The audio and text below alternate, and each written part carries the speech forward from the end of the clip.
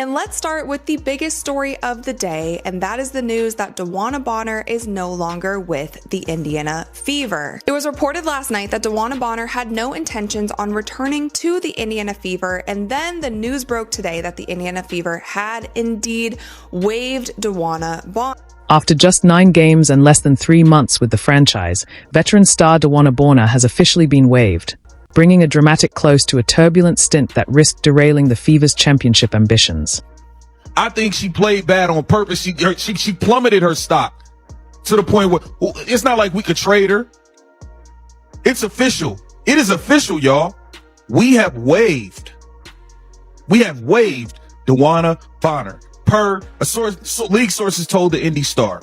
And we're also re-signing Ari McDonald, which is good news. We all wanted Ari back, right? That's good news. But we got to tackle this Dewanna Bonner thing first. I think this was a scam. I think we just got hustled. And I think the fix was in on this from the beginning. The warning signs were there from day one. What was meant to be Indiana's headline free agent acquisition swiftly unraveled into a cautionary tale. One about ego, unmet expectations, and the volatile mix that forms when veteran stars struggle to adapt to a league and a team that's clearly moving in a new direction. Bonner is officially done with the Indiana Fever. Now, DB has been out for the past 6 games for personal reasons, but other than that, the team has been pretty quiet on what exactly is going on, and there's been so much speculation around her absence. But the whole thing was just kind of bizarre, and a lot of Fever fans were speculating that we're not going to see her back. And just today, it was announced that she has no intentions on returning to the Indiana Fever, and her preferred destinations are either Atlanta or the Phoenix Mercury. It's also been reported that the main reason that she wanted to leave is because things felt off from the beginning and she thought that she would be a starter. But if you guys remember, DB was starting in the beginning of the season and she honestly just wasn't playing her best, so Lexi Hall moved into that starting position. Bonner's exit from Indiana is more than just a roster change. It's the unraveling of a vision. A 2-time WNBA champion, she joined the Fever to help shape something special, to mentor a young squad built around the generational brilliance of Caitlin Clark. But instead of rising to that role, she became the cautionary figure, a veteran unable to accept life in the passenger seat. In the end, rather than support the rise of the league's new face, she walked away. I did hear that Dewanna Bonner was not exactly thrilled with the situation, and it may have been more basketball related than anything else, which appears to be confirmed by this news. And it's just a bummer. Let's call it a Dewanna Bonner bummer, because she didn't live up to the expectations for the team. Obviously, the situation didn't live up to her expectations. It creates more of a mess for the players who are still there. The coach who she coached before now has to deal with it. The franchise is left holding the salary cap space that Bonner eats up. And, you know, they have to adjust on the fly because the roster now needs to be improved. The controversy ignited almost as soon as Bonner touched down in Indianapolis. Touted as a veteran leader, prized for her experience and basketball IQ, she started just 3 games before head coach Stephanie White made a bold move, benching Bonner in favor of Lexi Hull. The message was clear, but it didn't sit well with the 37-year-old, whose body language and energy shifted noticeably from that moment on. With the rotations of the team, she's upset that Lexi Hall took her spot. That's the truth. Little blonde girl from next door took her spot. That's what it was. Well, Lexi Hall is a good basketball player. I think she earned that spot, in my opinion, and she's shooting very well from the 3. She's an excellent 3-point shooter this season. She's a sniper this season. And she hustles. She gets rebounds. She gets steals. She puts her heart out every single. What followed was a pattern of behavior that bordered on unprofessional. Bonner began missing games, officially labeled as personal reasons by the team. But sources close to the situation told a different story. This wasn't about family emergencies or health concerns. It was about a veteran unwilling to return to a team where her role had been reduced, choosing absence over adaptation. The interesting part of all this was the personal reason stuff was a smokescreen. It was a cover-up. The timeline behind all this was Dewanna Bonner actually requested a trade. So trade requests are common. Well, if she requested a trade from me, that takes her out of the quitting portion. I think what happened is her salary was so exorbitant that they could not find the right combo of value in the teams that could match the players to make those numbers match. And it only being, 14 games into the season, there's not a lot of sample size of effectiveness. And I think it made the player evaluations kind of difficult for teams around. If you're enjoying this breakdown, don't forget to subscribe, because the numbers speak for themselves.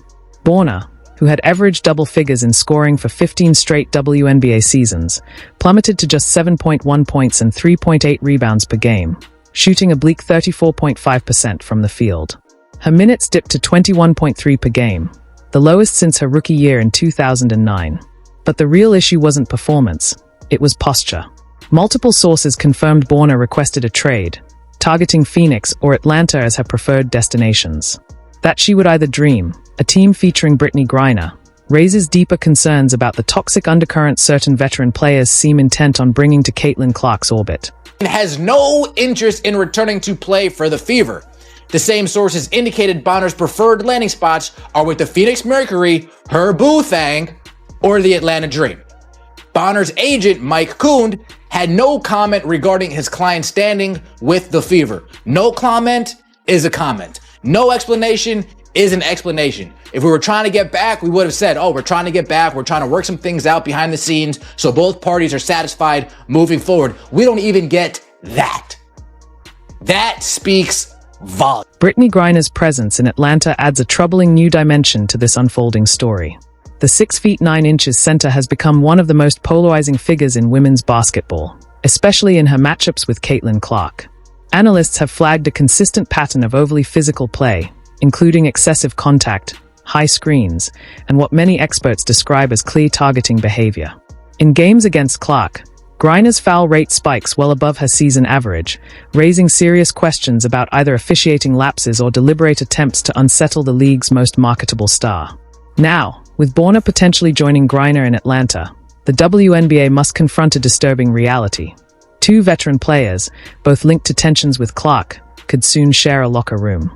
For a league already struggling to contain the controversies surrounding its brightest talent, this could prove to be a powder keg. Athlete competing at the highest level, I'm a perfectionist and you want to be really good every single night. And, when you're not, that can frustrate you. But I think it's just reminding yourself of why you play this game and, how much fun you've had doing it over the course of, however many years it's been since you were a little kid. So I don't think that's changed at all. That's the reason I still play. And, this is what I've always dreamed of. So, for me, it's just fun and it's just a game at the end of the day. And you hope Caitlin Clark can keep that energy the rest of the season. I think everybody wants to see that from her. But obviously, stuff like this gets to a team as well. Now, the question is, where do the Fever go from? The timing of Bonner's departure speaks volumes. While the Fever stumbled early in the season, the team had finally begun to click, especially following Caitlin Clark's return from injury. Their 94-86 win over the Seattle Storm on June 24th, played in Bonner's absence, served as a case study in what this roster is capable of without the weight of locker room tension. Clark scored just 6 points, but her fingerprints were all over the game, tallying 9 assists and 3 steals. More importantly, her teammates flourished without the shadow of drama. Aliyah Boston exploded for a career-high 31 points, Kelsey Mitchell added 26, and Lexi Hull chipped in 15.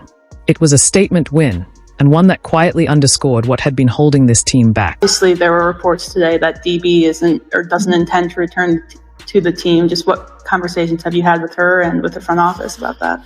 Yeah, I had a lot of conversations recently, really focused on the group that we have right here and what we need to do to position ourselves to win. So I'm here with, who's going to be here with me, who's going to be in the trenches with me, because Dewanna Bonner kind of quit. I don't know if there's a better word for it. The contrast was impossible to ignore. Without Bonner's disruptive presence, the Fever looked like a transformed team, sharper, more unified, and finally capable of executing at a high level. The toxic atmosphere that had lingered over the franchise seemed to evaporate, giving the young core the space to play with the freedom and confidence they'd been missing. Bonner's behavior throughout this ordeal has been especially disheartening considering her decorated resume. Third on the WNBA's all-time scoring list, a 6-time All-Star and 2-time champion. But when confronted with a reduced role, instead of leaning into leadership and mentoring a team on the rise, she chose to walk away. Her post-waiver statement was carefully worded, but the deflection was clear. Despite our shared goals and excitement heading into the season, I felt the fit did not work out, she said, an attempt to frame the situation as mutual misalignment rather than acknowledge an unwillingness to evolve. For a player of her stature, it wasn't just disappointing. It was selfish.